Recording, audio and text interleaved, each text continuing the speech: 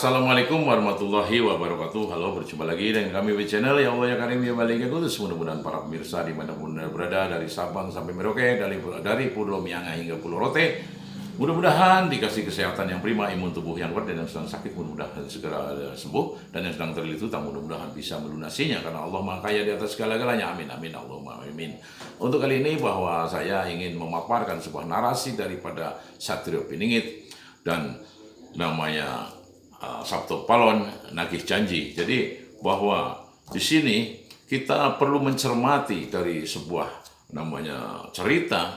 Cerita ini cerita yang ada faktanya memang betul, bahwa ketika Sabto Palon memanggil atau ingin bertemu dan berjumpa dengan Syekh Subakir yang diutus dari namanya Jazirah Arab untuk menyebarkan agama Islam di tanah Jawa ini. Dan kita perlu ketahui bahwa Sabto Palon itu adalah Eyang Ismoyo Jati atau Eyang Semar, sang pangayom, sang pamongmong tanah Jawa ini, dan juga Nusantara pada umumnya.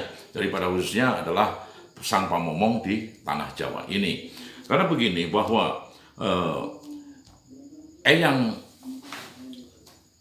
Semar atau Eyang Ismoyo Jati atau Sabto Palon ini menginginkan bahwa penyebaran agama yang dibawa oleh Syekh Subakir itu jangan sampai menyinggung atau mungkin memaksakan kehendak kepada masyarakat Jawa tempo itu, terutama mereka yang sudah namanya beragama Hindu, Buddha, dan aliran kepercayaan lainnya.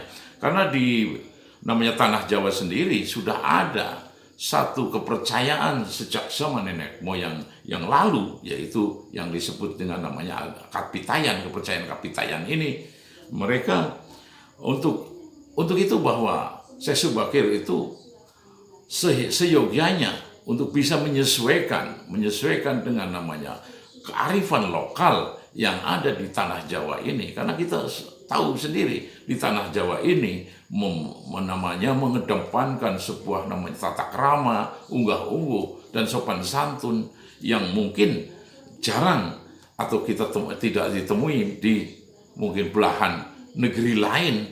Ini sangat berbeda sekali, sehingga waktu itu bahwa Syekh Subakir pun untuk memasuki atau menyebarkan agama Islam itu dengan namanya agak mudah lah sebetulnya ya. Kalau kita lihat hingga sekarang mungkin di Pulau Jawa ini kan mayoriti adalah beragama Islam, dan tapi tidak seperti itu juga. Namun kita perlu mengetahui dan perlu mempertanyakan sebuah kualitasnya di mana, seperti apa. Nah, ini yang perlu kita namanya kedepankan, karena kita sudah tahu sendiri bahwa nilai-nilai diri dari seseorang adalah tadi seperti kita mesti mempunyai sebuah kesadaran, kesabaran, dan juga rasa welas asih yang seperti Satrio Piningit biasa ajarkan kepada kita, bahwa Satrio Piningit mempunyai watak Wasesoning Segoro yang mempunyai rasa welas asih yang sangat tinggi, sangat dalam dibandingkan dengan kita sebagai manusia biasa. Dan kita perlu mengetahui pula bahwa ketika kita beragama dengan kualitas yang tinggi, itu akan berbalik arah atau berbeda jauh dengan orang yang mempunyai kualitas agama rendah. Nah, ciri-cirinya seperti apa orang yang betul-betul beragama dengan kualitas yang tinggi? Sudah jelas, beliau sudah mengabaikan namanya pujian dan cacian dari orang lain. Nah, beliau sudah nggak peduli mau dicaci, mau dipuji, sudah nggak menghiraukan hal itu ketika orang itu beragama dengan benar dan beragama dengan kualitas yang sangat tinggi dan juga mempunyai ekspektasi yang sangat bagus itu dalam kemasyarakatan ini, sehingga entitasnya ini luar biasa di tengah masyarakat. Mereka pasti akan lain, dan pasti orang semacam itu pasti ditokohkan gitu loh. Jadi gini, dalam beragama kita itu apa sih yang kita cari? Kan hanya satu, kedamaian.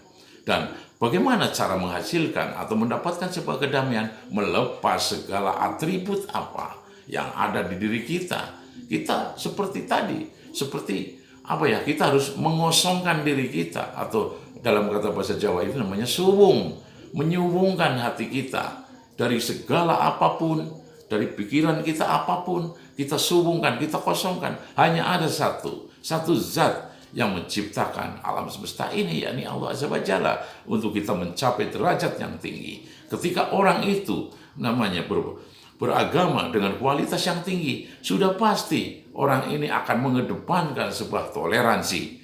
Dia akan menghargai semua manusia, tidak akan dilihat dari agamanya apa, dan akan juga menerima makhluk lain pula sama akan dikasihi, karena beliau melihat hakikatnya bahwa semua yang ada itu di antaranya, atau itu disebabkan atau diakibatkan oleh penciptaan dari sang pencipta alam semesta ini, yakni Allah Azza wa Jalla. Beliau melihat pada hakikatnya, bukan pada sebuah namanya wujudnya.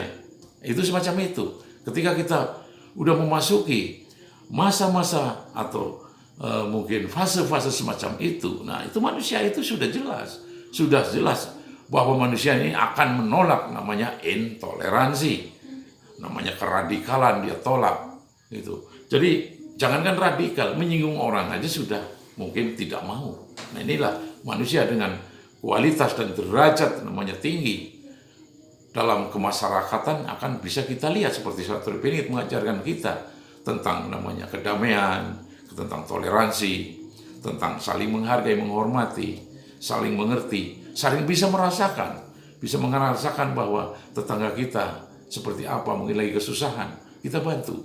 Nah, makanya orang banyak koar-koar tentang agama, tentang apapun. Nah, dan juga suka banyak mencari suatu tempat-tempat yang suci. Padahal apa sih? Tempat yang suci tidak usah perlu kita cari jauh-jauh. Ada di hati kita masing-masing yang disebut namanya jati diri ning manungso. Jati diri ning manungso, itulah yang disebut namanya tempat yang suci.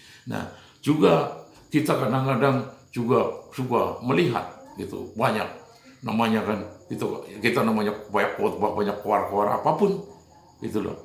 Sedangkan namanya sang pencipta alam semesta ini yang namanya goib disembah-sembah, namun yang nyata ditinggalkan. Contohnya rajin ke masjid, rajin ke wihara, rajin ke gereja, rajin ke mungkin pura, tapi melihat tetangga kita yang kelaparan, menjerit-jerit, ya kesusahan, tidak pernah dibantunya, cuek-cuek saja, urusan dia, urusan lu. Nah, inilah tanda-tanda bahwa manusia itu rendah dalam beragama. Kalau kita betul-betul, jadi perlakukanlah yang namanya hablum minanas, hablum minallah, hablum minanas, secara vertikal dan secara horizontal. Ya ini disebut secara vertikal, ya ini adalah Allah yang gaib, dan yang secara horizontal adalah itu Allah yang nyata, gitu loh. Jadi kita harus betul-betul namanya seimbang antara Allah yang gaib dan Allah yang nyata. Allah yang nyata ini apa? Ya inilah kehidupan yang ada antara kita, Anda, saya, mereka, gitu loh. Dan juga seluruh alam ciptaannya, baik itu hewan, tumbuhan, dan yang lain-lain. Ini adalah Allah yang nyata. Nah, kita harus mempunyai satu keseimbangan, sehingga kita bisa namanya antara ucapan dan namanya apa yang kita lakukan itu sama, yang disebut namanya turunnya insan kamil tersebut. Jadi inilah namanya Sabtu Palu Nagih Janji itu seperti ini, bahwa kita beragama itu harus berkualitas tinggi agar kita bisa saling menghargai, menghormati, dan menolak sebuah intoleransi yang namanya disebut toleransi. Itu cukup sekian dan terima kasih. Wassalamualaikum warahmatullahi wabarakatuh.